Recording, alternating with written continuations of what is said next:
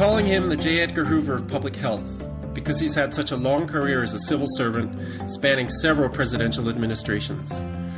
30 years ago this November, in that eventful year of 1984, Dr. Anthony Fauci was appointed director of the National Institute of Allergy and Infectious Diseases, NIAID, one of 11 institutes in the U.S. government's National Institutes of Health. It's the one that's significant for us because it supervises the country's, and generally the world's, approach to the so-called AIDS. Dr. Fauci's own approach to medicine has determined how AIDS has been defined and treated, and his bureaucratic skill has allowed an entire branch of the American government, funded with hundreds of billions of taxpayer dollars, to escape scientific and moral accountability. We'll discuss Dr. Fauci's 30 years and counting legacy in this episode, number 92 of How Positive Are You?, our podcast of alternative news and views on HIV and AIDS. I'm Rethinking AIDS President David Crow in Western Canada with my co-host Elizabeth Ely in New York City, and our guest, journalist, and former How Positive Are You co-host Terry Michael in Washington, D.C. Thank you for listening in. I think we're all going to learn a lot. I agree, David. I've learned plenty already just by researching this topic, and Terry Michael has been following developments around Dr. Fauci and NIAID quite closely.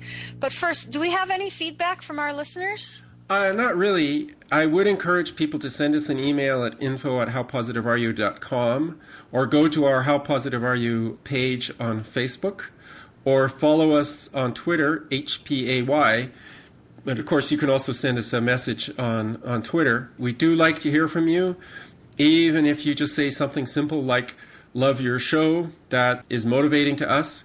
So we really do want to hear from you. If you have ideas for guests, topics, or you have a criticism about our show, we also want to hear that. Well, it isn't just good or bad. I also want to hear their thoughts on the topics that we cover. Some input on, some point they picked up that they thought was interesting and why they thought so, and whether they agree with it or don't agree with it, or whether they have other information. I think some of our listeners have a lot of information out there, and we would love to share that with the rest of us.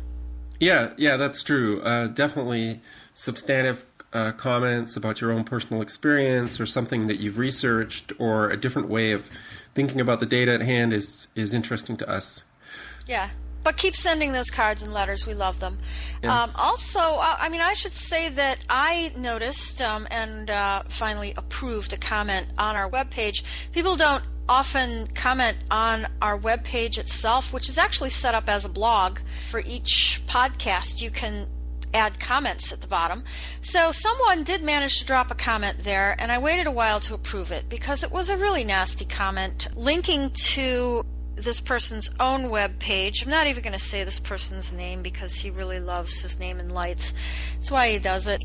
It wasn't just nasty, but I needed to comment on the content of it, just to say that it referred to Bobby Russell's lawsuit, which we have covered extensively on this podcast. Bobby Russell is the veteran who discovered 8 years into an HIV positive diagnosis that he didn't have a confirmed HIV positive diagnosis at all, and that the University of Kentucky health system had been hiding this from him. And so he filed suit with the help of Clark Baker's Office of Medical and Scientific Justice. So he has had a setback in that the suit was dismissed in September on statute of limitations grounds, and then it has actually, good news, been reinstated, at least for an appeal on that dismissal, because he filed his notice of appeal. Anyway, long story short, the comments made were very snarky and very, why would anybody want to file suit? They don't really have a case. None of that is true. And I find it kind of disturbing, don't you, David, that there are people out there who present themselves as talking in the interest of HIV positives, but then they go around doing things like trashing someone's lawsuit when they just want accountability for their own HIV test. Well, yes, like with Bobby Russell, even if you take a completely mainstream view, there's still a case to be made. And, Bobby Russell's case was not really a dissident case. He's saying that they didn't follow the proper standards for HIV testing at the beginning. Well, or they got a negative Western blot and tried to pretend it was positive. I mean, it doesn't matter whether you believe in the HIV dogma or not. It's still wrong. So, but they're desperate to avoid giving any assistance, knowing that Bobby Russell has become somewhat dissident in his viewpoints, and knowing that he's been helped by dissident groups like OMSJ. Yeah, it's become an us versus them little rock throwing battle, and I would turn our attention to the actual facts here.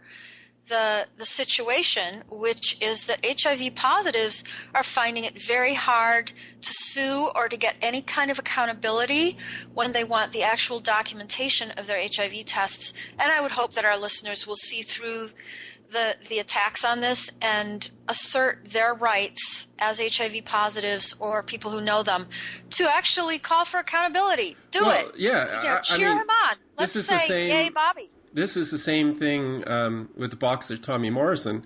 I mean, he supposedly got an HIV test in 1996. And how can we determine, even if we totally adopt the HIV/AIDS dogma, how can we determine whether it was a valid HIV test back in 1996 if nobody will show us the actual documentation? And if they've thrown it out and he tested negative 10 years later, why do people still insist that at the time of his death he was HIV infected? Like, it just doesn't make any sense unless they just want to silence people and win the argument. However, they do it. For you, dear listener, if you are HIV positive, this concerns you. It means you need to get exact documentation of your HIV test. You need to find out what it was confirmed by, how to interpret those test results, because the courts will not save you, and neither will these AIDS activists. So anyway, end of my sermon, but I think we all should be on the same side on this. Yeah, David? Yeah. Well, let's turn to our interviewee. Terry Michael visited How Positive Are You most recently in episode 87, where he discussed the dangers of the so-called PrEP, pre-exposure prophylaxis, a fancy name for telling gay men, and mostly gay men, that they need to take toxic antiretroviral drugs every day of their life, chiefly Gilead Sciences Truvada, to, quote, prevent infection by, quote, HIV. We recommend you listen to that one when you have the time, if you haven't already, as all of our previous podcasts are archived on our program index link at the top right of our website. Okay, Terry comes to us from a distinguished career as a journalist and political press secretary spanning 45 years. He's the executive director of the Washington Center for Politics and Journalism, offering the Politics and Journalism semester for college students since 1989. He is the recipient of numerous journalism awards, including the 2001 Distinguished Service Award of the Washington, D.C. chapter of the Society for Professional Journalists, and the 2002 Presidential Award of the Association for Education in Journalism and Mass Communication. He's been an adjunct and guest lecturer on media and politics in the U.S. and abroad. A former press secretary for the Democratic Party, he now identifies himself as a libertarian Democrat. He's also proud to call himself a gay man of the first liberated generation. Hey, welcome back, Terry. Thanks, Beth, and thanks, David. It's always good to be on How Positive Are You? And especially to talk about one of my favorite topics, the biggest threat to public health in the world. Slight overstatement, but not much. Dr. Anthony Fauci, NIAID Director for Life. So who is this man, Dr. Anthony Fauci? Where did he come from, and what kind of background? What kind of qualifications did he have even to head the NIAID? Tony Fauci is the son of a Brooklyn pharmacist. He was born in 1940. So he grew up in a family in which he had as his role model a father who thought that the way you heal people is to put chemicals into their body. He was in many ways the epitome of 19th century Western medicine, in which we decided that the problems of health were caused by single pathogens and that you could create a chemical fix for those pathogens.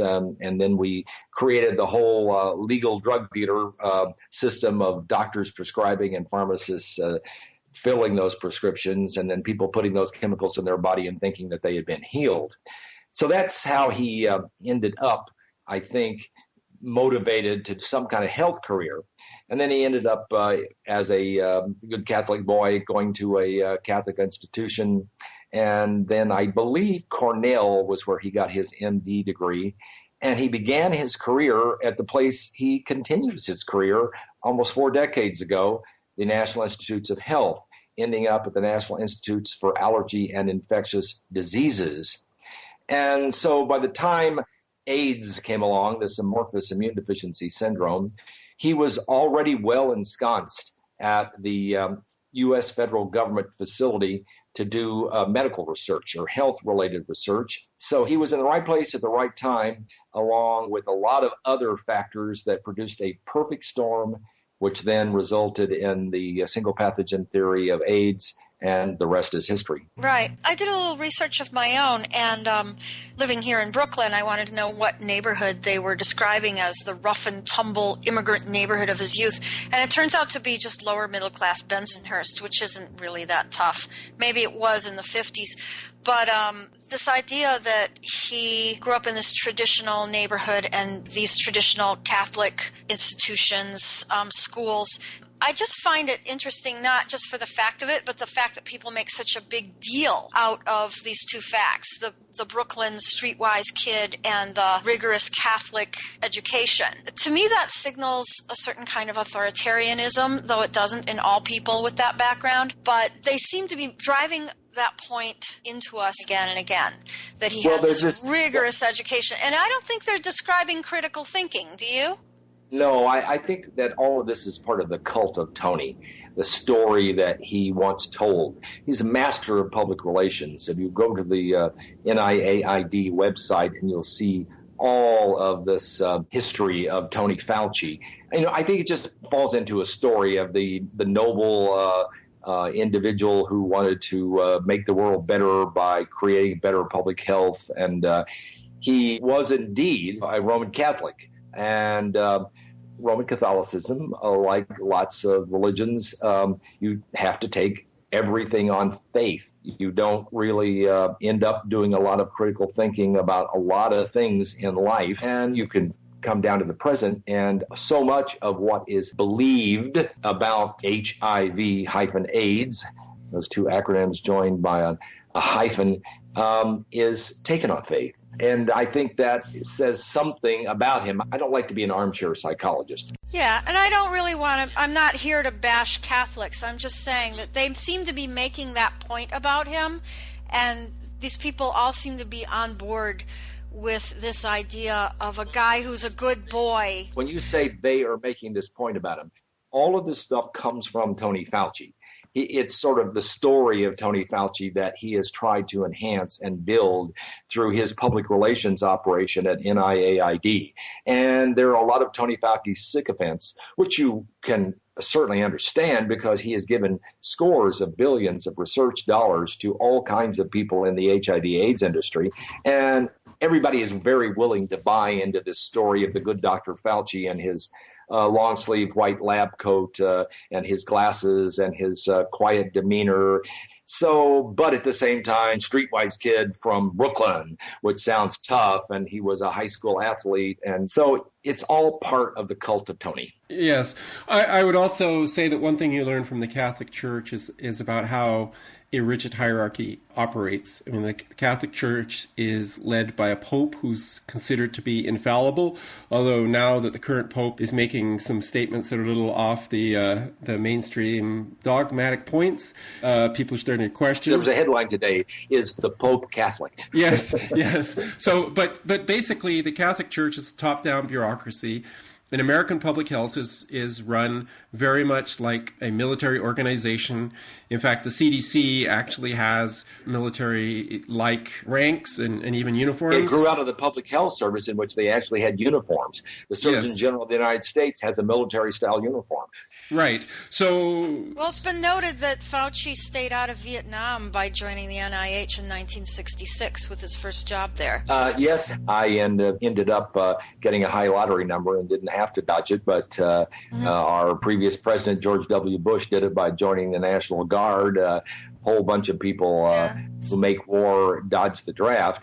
So he basically, in his story and his biography, says he decided to devote his public service to healing and joined, I think, the Public Health Service. I'm not quite sure. I can't remember. But in any case, he ended up at the NIH.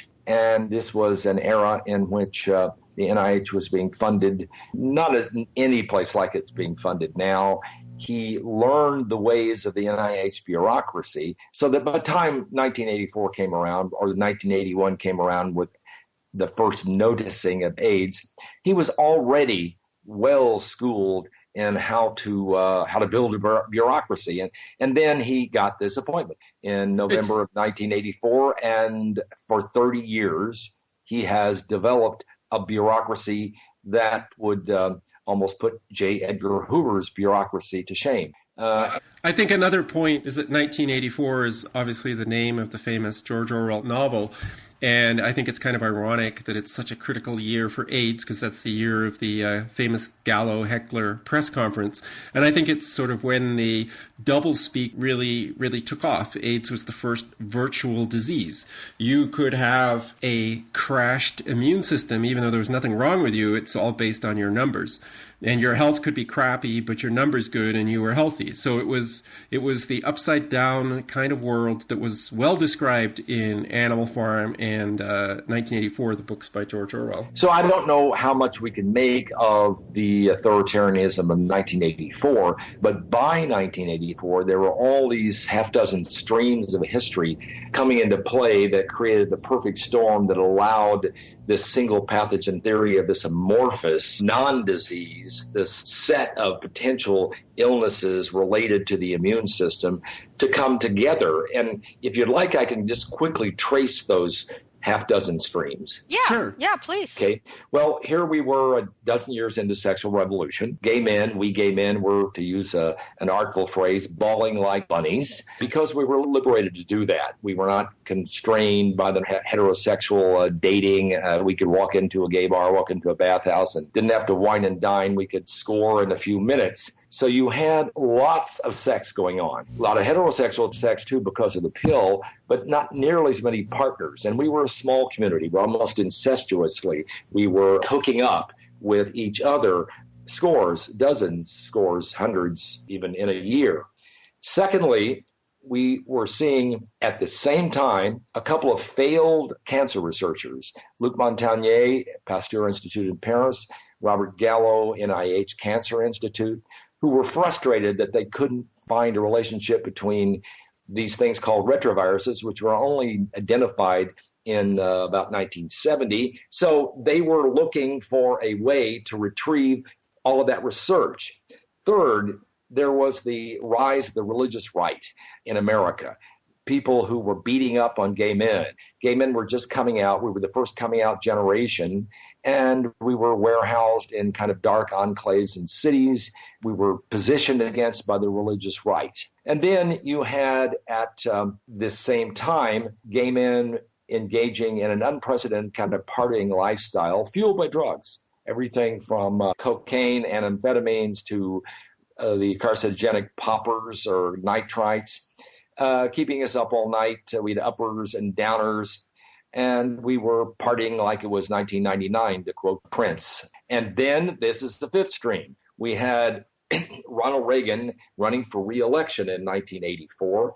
He was accused of being as insensitive to these gay men who were dying. There weren't that many men who were dying, to tell you the truth, but there were some ugly deaths. We're talking a few hundred in 81, maybe 1,000 or so in 82, same thing 83, 84. But by the time 84 came around, the handlers of Reagan in April of 1984 wanted to put to bed this idea that Reagan was insensitive to gay men.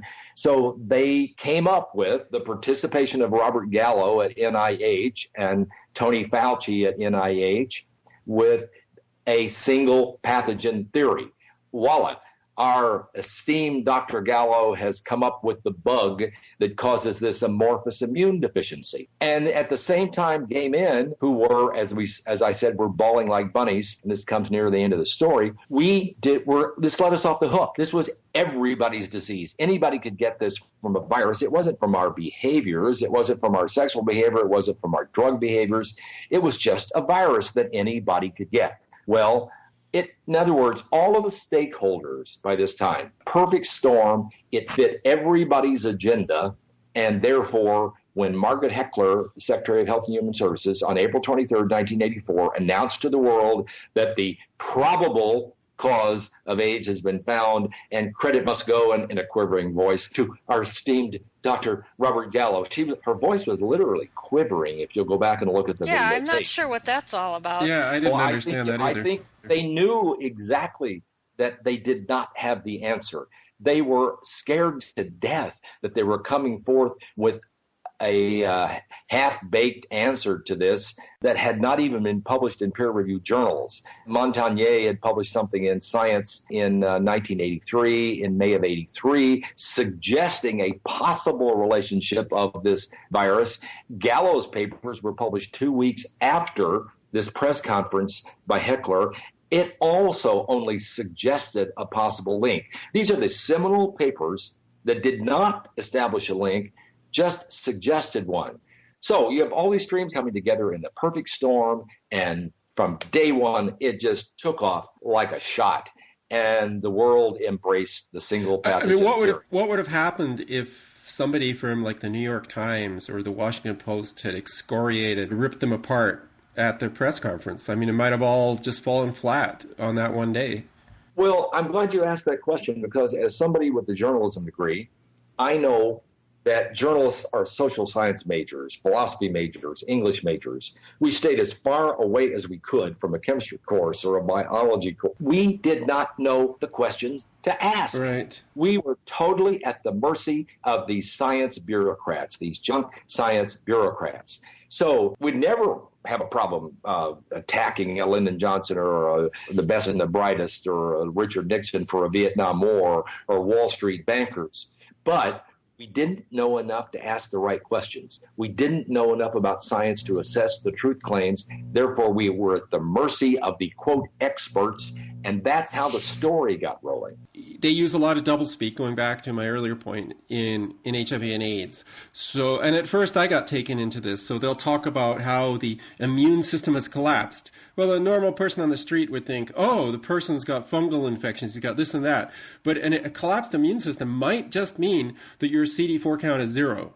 That is all that it means. So you got this magic number, and it doesn't have anything to do with health. But when you say it, people get a vision in their head of what it means. And so a journalist would probably not say, well, what does this mean in terms of disease? They can't get under the skin of that. Well, it's interesting you bring up CD4s, because CD4s, there was no name. CD4 was a name applied to a glycoprotein related to white blood cells produced by the lymph system. And they only actually named CD4s in 1984. Another one of the accidents of history that ended up making this the clinical marker for this amorphous immune deficiency.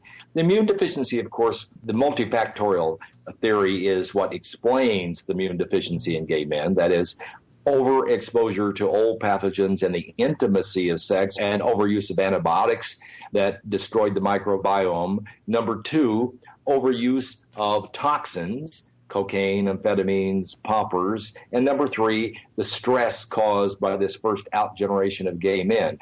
Those 3 factors together are what collapsed a relatively small number of immune systems. And then the CDC embraced, I've left out them in the stream of history, a probable viral cause. If you don't know what caused something, blame it on a virus. It's like blame it on the bossa nova, blame it on a virus. So they were all ready to embrace the single bug theory at the CDC because they were losing their mission. They were created in 1947 to fight malaria. That's why they're in Atlanta. By the time polio came around and was defeated, they had nothing left. You can even find a quote from Gallo in the late 70s that the CDC was about to go out of business. So it was perfect for the CDC also. They had another bug to fight.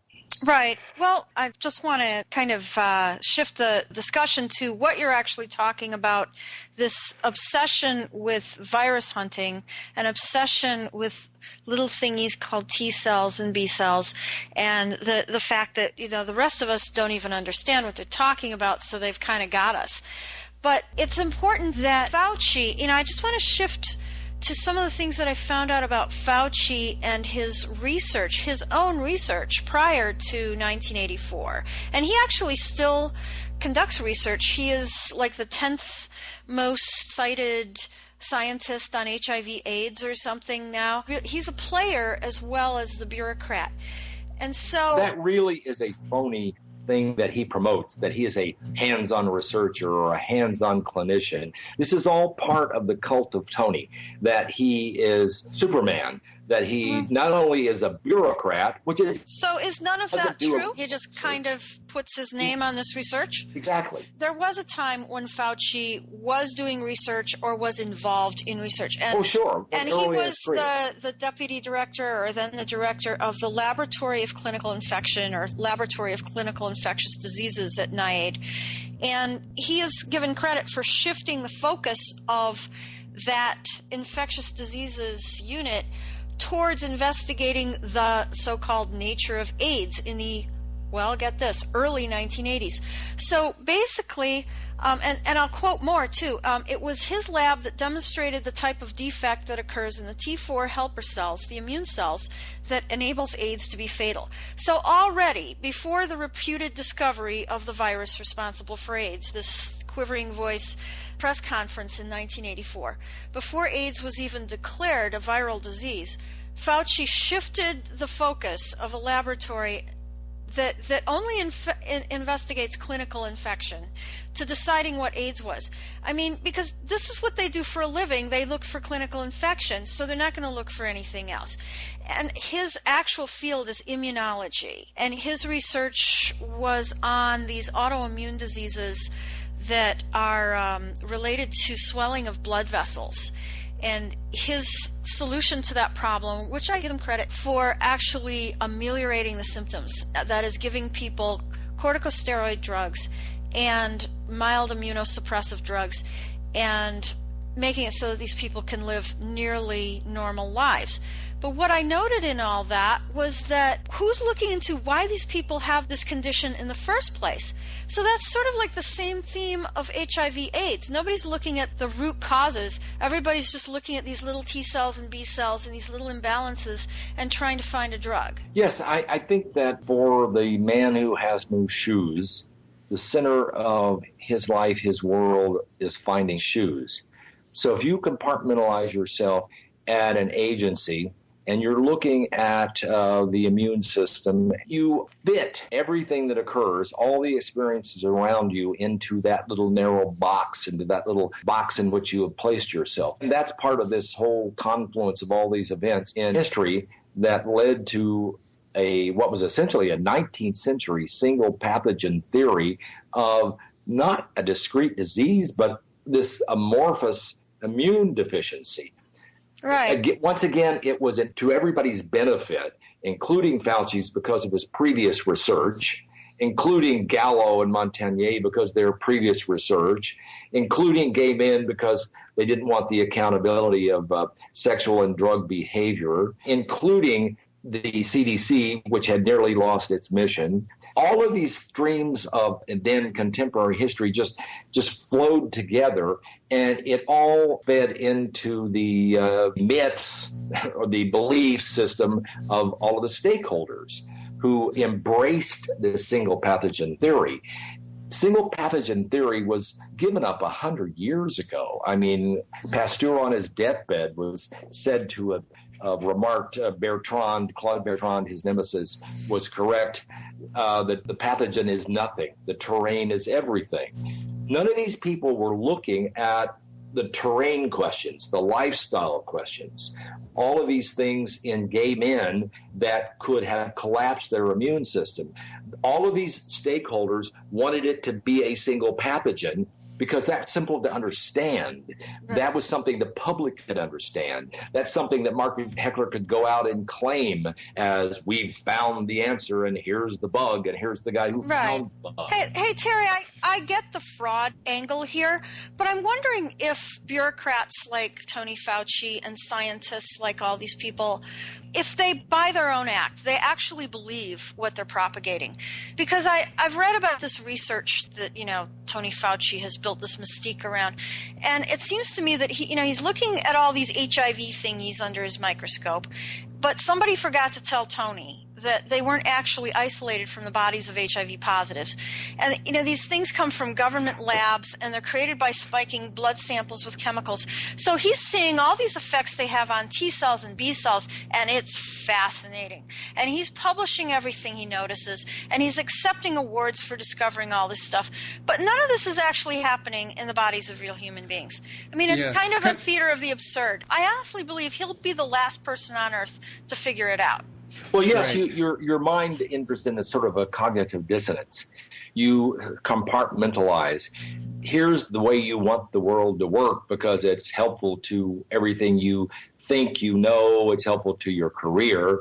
And then here are these anomalies from it, and you just dismiss the anomalies. That's what happened. I'm not saying that he doesn't believe what he says.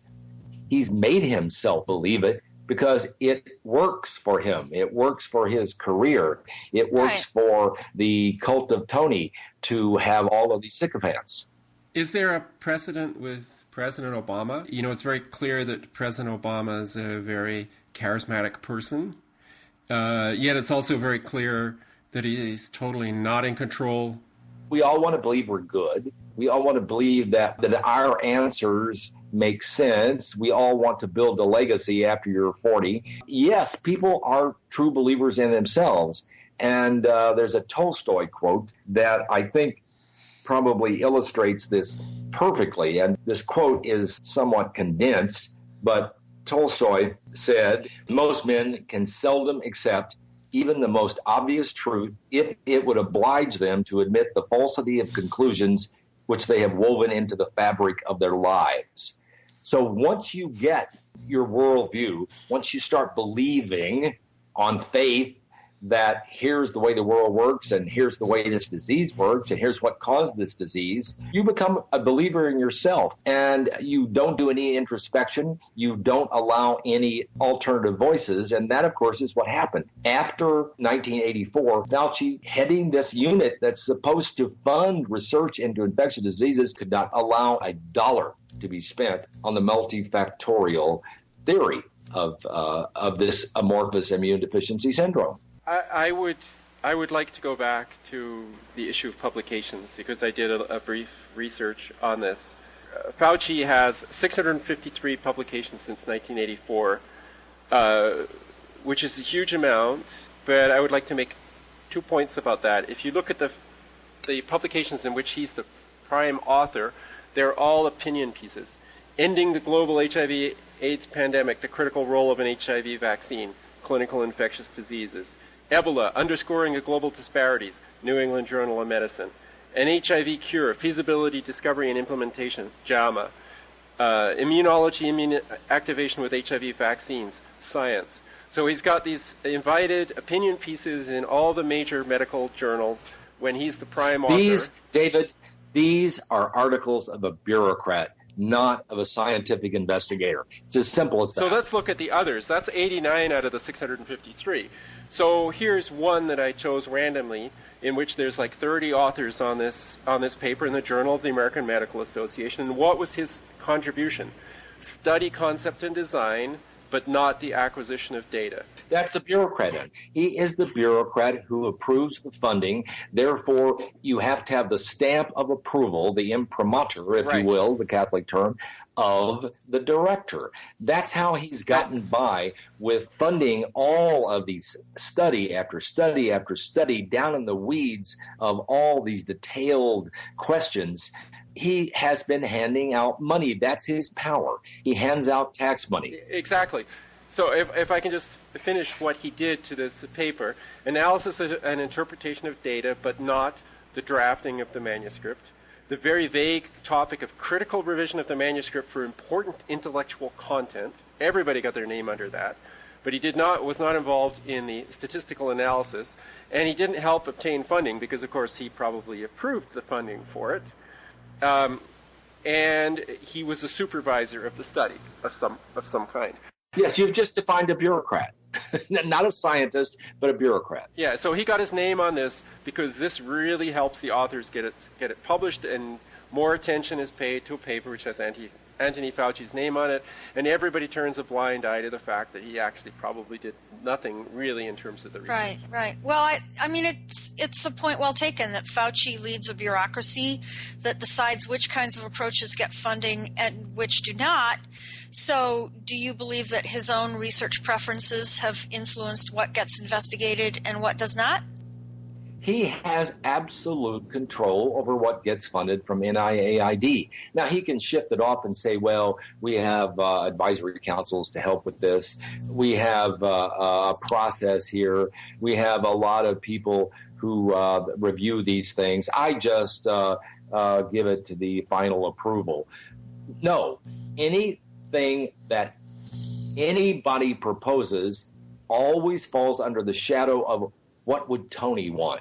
What would Tony accept? That's how informal bureaucracies work. This is a man who's not even subject to Senate confirmation for his job. He's been at it for 30 years. That's why he's so much like J. Edgar Hoover. Because Hoover... Go ahead. Let me just add one more thing from this paper, which I find absolutely fascinating. Where did the funding come from this paper? This is a recent JAMA study. The project was funded in whole by grant and a given number from the National Cancer Institute, National Institute of Health, also by the National Institute of Allergy and Infectious Diseases. So he paid for his own name to be on the research, and it says later, the role of the sponsor. The Regulatory Compliance and Human Participants Protection Branch of the National Institute of Allergy and Infectious Diseases served as the study sponsor and was involved in the review and approval of the study. So basically, his organization runs study. He gets his name on it. He approves the funding for it, and he gets the glory for these studies. Yeah, it's all part of the cult of Tony. It's how the PR machine at NIAID pumps out all of this Superman qualities of this man. He's not only a bureaucrat, he is also a clinician. He sees patients. He performs real research. No, he does not. He puts his name on real research. He perfunctorily probably sees a few patients. But in the end, what defines him is his bureaucratic ability to be able to manipulate these billions and billions of dollars of funds to direct them where he wants them to go. Not in any way allowing any alternative voices. That's what happened to Peter Duesberg. Peter Duesberg had been given generous grants from the NIH, but once he spoke out saying that a single pathogen could not possibly have caused this in 1987, his money dried up. Well, I'll guarantee you can track that directly to Tony Fauci. He would not allow a single dollar to go to Peter Duesberg because it conflicted with the world as known by Tony Fauci. Right. Well, you've made a really good point, David, about, these papers that are like created by Dr. Fauci, funded by his agency, co-authored by his sycophants, and he just gets to put his name on it. All these things, it's so self-serving. But what about these numerous awards and honorary degrees that Fauci's been given? Why so many? Because I'm suspecting, these institutions want something in return. Oh, well, they are basically rewarding him for all the money, taxpayer money, he has pumped into the careers of probably tens of thousands of researchers who make their livings off of these almost laughable little studies about some tiny bit of HIV. There's some balance of B cells and T cells and this and that. It's all very, very painstaking research. Let's look at some of his rewards. Some of his awards he received. The biggest was in 2002. He received the Albany Medical Center Prize in Medicine and Biomedical Research. The prize money was $500,000, a check he took. He's not subject to a lot of the rules with regard to taking prizes like this that others are. Yeah, I'm wondering why not. It's just the way our laws are written. He was remember, he is not subject to Senate confirmation. His job is simply whoever at the time is the NIH administrator reappoints Tony Fauci as the director of NIAID. Secondly, There was the Lasker Award. It's sometimes called America's Nobel. He got in 2007. He got $150,000 in cash. Very recently, he got the Robert Koch Gold Medal in Germany in 2013. That medal actually has a monetary value of $5,000. Government Executive Magazine in 2011 did a study of the top paid U.S. civil servants. He is number 3. That's 1, 2, 3 out of 2 million. He makes $335,000 a year plus benefits. And then finally, there's this one that I find almost humorous. And this was one that he and his fellow conspirators, as I would call them, David Ho, or as in David who, and Peter Piot. Yeah, David the Ho, to use the street language, a real hoe, to Aaron Diamond Institute. He's $1 million, by the way. His salary is $1 million from the Aaron Diamond Institute.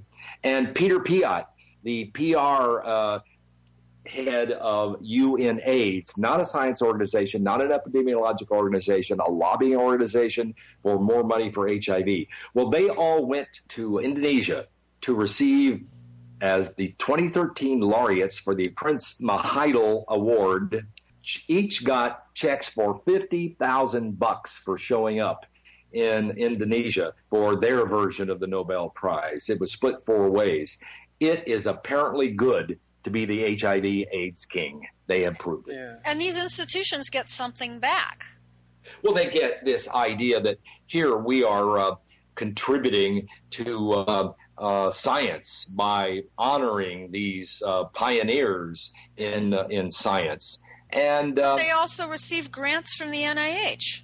Well, I don't know how much money goes to these foundations, but that's not really necessarily the point. The point is that these foundations are able to import prestige by honoring these well-known fighters. It's good PR for everybody.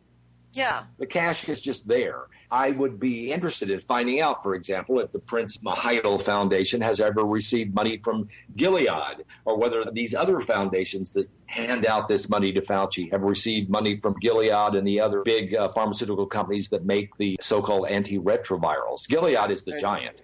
Yeah, I mean, is Indonesia trying to get more clinical trials? I mean, they've got a huge population. It'd be a wonderful place to do clinical trials. Oh, it's corrupt. The money, they want money from USAID, from the NIH.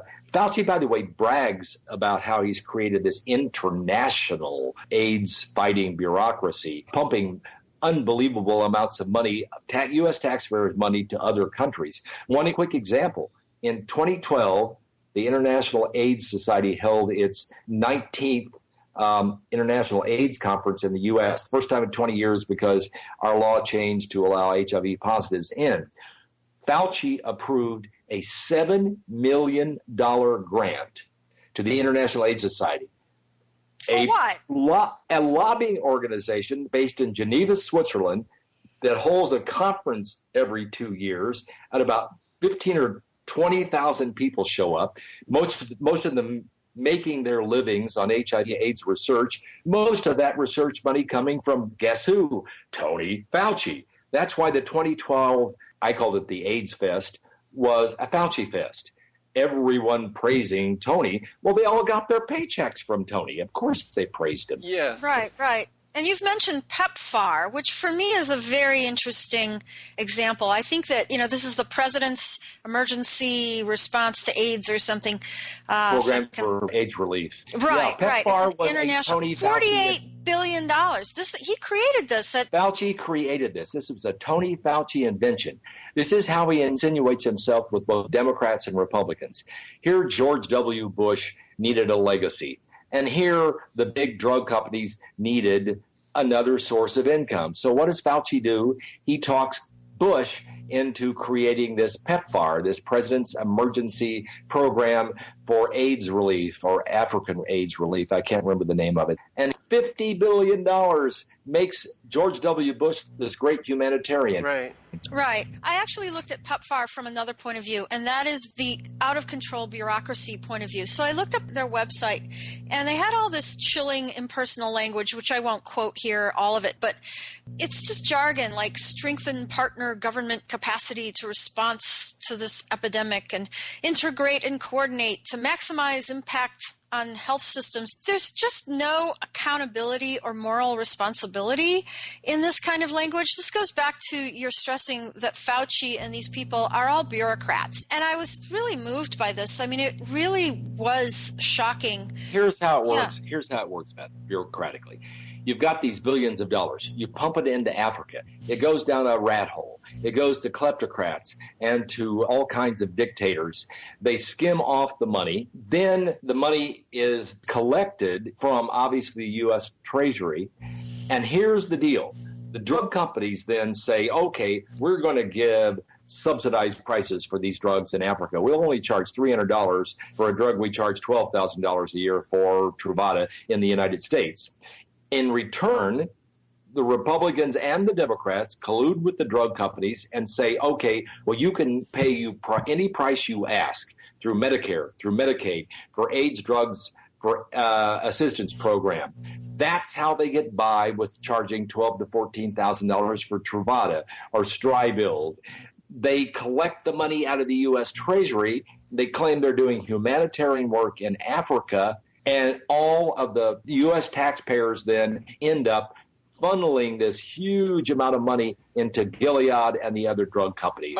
Right. It's a scam. I have a question of that. For military aid, like if the U.S., I mean, most U.S. foreign aid is in the form of military aid. Often it's in the form of credits.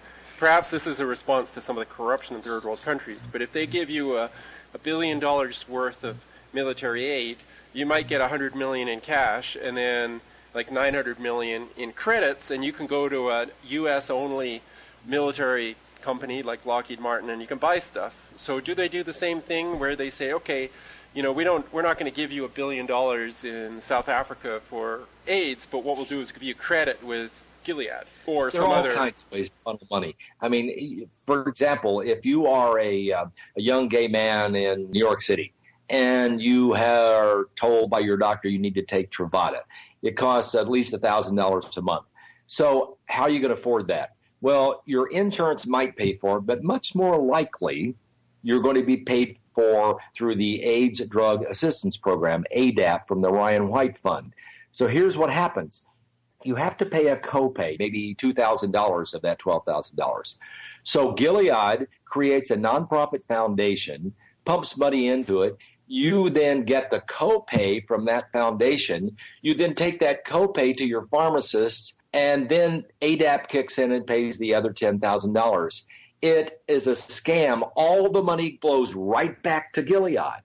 It is a way you suck money out of the U.S. Treasury from the big drug companies. This doesn't happen just on HIV/AIDS. It happens on the expensive cancer drugs and all these other things. Yeah. It is the scam that has been created to siphon money from the U.S. Treasury for the benefit of big pharma. Right. So if it costs you $100 to manufacture $12,000 worth of drugs, and if you get $10,000 for that from the U.S. government, and you prime the pump with $2,000 of your own money, which you basically get back, you still got 1,000% markup on your drugs. That's how that Gilead Sciences, a publicly held corporation, stock went from $23 in January of 2012. It is up to about $115. It's the hottest stock on Wall Street. And John C. Martin, the CEO, and I'm going to use the term, this pig has received compensation each year of about $60 million a year. Forbes magazine calls him one of the top 10 highest CEOs in America. You know, what stands out for me about all this, bureaucratic sort of inside deals thing is a complete lack of accountability. Fauci's whole career just brings up for me strongly what I looked up today. It reminded me of Hannah Arendt, observing things about bureaucracies. She called bureaucracy the, quote, rule by nobody unquote. And that is, it's a way of governing that doesn't make the rules or take responsibility for the rules or give anybody input into the rules, but it just impersonally enforces them. So in other words, this HIV thing, it's been settled. It's a virus and you take these drugs. So all we have left to do is to make up more bullshit language about how, excuse my French, we need to strengthen partner government capacity to lead the response to this epidemic and other health demands. And it's completely flown past all moral defenses of human beings. And everybody gets into the act here. These 10,000 nonprofits in the United States, they get all this money funneled from these federal programs for HIV/AIDS. It funds, there are 100 HIV/AIDS nonprofits in the Washington, D.C. area. Almost every single one of them gets large grants from the D.C. HIV/AIDS administration. They get about, I think it's something along the lines of $100 million a year from these federal programs. Right. Nobody's really policing this stuff, Terry. No, there's no accountability anywhere. The foxes exactly right. are in the henhouse. Fauci is the ultimate fox in the ultimate henhouse, central to all this. That's why just recently, a couple of weeks ago, the Human Rights Campaign, the so-called lobby for gay rights, endorsed pre-exposure prophylaxis, meaning they endorsed Gilead's Truvada for PrEP. There's only one company that makes one drug for this so-called pre-exposure. This is a political organization endorsing a drug. Why did they endorse that drug? Very simple. They also got a $300,000 grant from the Elton John Foundation at exactly the same time. Yes. I haven't researched it yet to find this out. I have no idea, no doubt that Gilead made a donation to Elton John, another pig, his foundation then passed that through to HRC. Right. And we're putting a washed-up pop star in charge of healthcare funding around the world. This is insane. So what are Fauci's particular skills as a bureaucrat? Because he seems to have a particular skill in keeping moral responsibility at bay. He must show some real, bureaucratic skills. He has a couple of skills. He is this kind of quiet, soothing voice, this public face whenever there is disease panic that is spread by cable babble, particularly by CNN, which is the next door neighbor to the CDC in Atlanta. Secondly, and this should be first, he holds the purse strings. You know that the billions that you're seeking for your research grants are going to have to ultimately be approved by Tony. So you do everything you can to please Tony. Everyone wants to please Tony because Tony has the bag of money. But he must also have the skill of persuading Congress, right? It's Congress that pays for all of this. Well, they're just as ignorant as journalists about science. They know nothing about science. So this guy in this white lab coat comes before them and makes his same year after year spiel about how we need more money to fight this terrible epidemic, this pandemic, this sexual-related death. And nobody questions him because nobody knows the right questions to ask. And everybody's making out like bandits on the deal. The drug companies, the nonprofits, the HHS, everybody makes out on the deal. And they all have to keep Tony happy because if anybody interferes with Tony, you get cut off. Exactly. There's another really good example of his deviousness, and that's a NIAID webpage called The Relationship Between the Human Immunodeficiency Virus and the Acquired Immunodeficiency Syndrome. We now know that NIAID is run by Tony Fauci. And there's a very important graph on that page that shows the typical course of HIV infection, how the CD4 counts go up and down, and et cetera, et cetera. And we've also seen these graphs. And it's identified as a paper by Pantaleo, 1993. What it doesn't say is that there's only 3 authors on that paper, and one of them is Tony Fauci. So this is actually Tony Fauci's graph. And then if you follow to see where that graph came from, you come to another paper by Pantaleo, to another paper by Fauci. And eventually you get to a figure that Fauci submitted to an NIH conference. Well, he's one of the top dogs at NIH, right? And there's no references to the data from which this graph came. So basically, at an NIH conference, Tony Fauci imagined what the typical course of HIV infection is relative to the numbers. He got it into a paper which was then cited by himself, cited by co-authors, and then all of a sudden magically ends up on a web page for NIAID. And if you ask, does HIV cause AIDS, they will say, well, look at this graph. It shows what happens when you get infected. Your CD4 counts go down. They create self-fulfilling prophecies. Another very important point to make about the way the world works here is that whenever he touts something that seems to be a breakthrough, like the baby in Mississippi who was cured, he has come up with this phrase, well, it's very interesting. It establishes a proof of concept. But of course, that will require much more research. And hey, I got the money here, so come and ask me for it. Right. Proof of concept has become the ultimate Tony Fauci buzz phrase for, well, we need some more research dollars here. Yeah. Well, you passed along to me a previous interview with him directly on This Week in Virology from maybe a year ago. And it was quite eye-opening, not just the content of it, but the way that he talks. And he even bragged about it. I mean, he said, and I'll quote, he said, "The end game is to get people to really understand what we do and to realize why it's important to them, to their children, to their family." And the watchword here is fear. So he's a master of propaganda. I mean, he just brags about it. Here's what he says. "The other cure is what we refer to as a functional cure." I coined that term a few years ago, saying, you don't cure in the sense of no virus around, but you make the immune system strong enough that when the reservoir is small enough, that when you stop therapy, you have enough immune function to keep the virus suppressed. Now, this is all just complete science yes, he's fiction. created language so he could claim a success. Right. Because there has been no cure, there's been no vaccine. So now let's use language so that we can now come up with a way to prove success. He's Right. 73 years old. He's been in this for 30 years, so he has redefined success. But Terry, it gets better. He continues. He says, "So years ago, there was this tension and debate. Should we put resources into prevention or should we put it into treatment?" Remember that old prevention treatment thing? And there were a non-necessary debate that was now essentially obviated by the fact that treatment is part of prevention. So what he did was he just made up a political solution and everybody wins.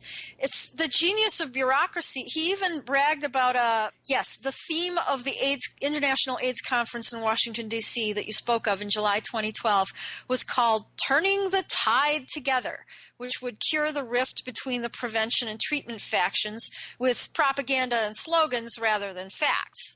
So he's ingenious at this thing. He's a propaganda artist. The only way that this cycle is going to be broken is if he retires. He's 73 years old.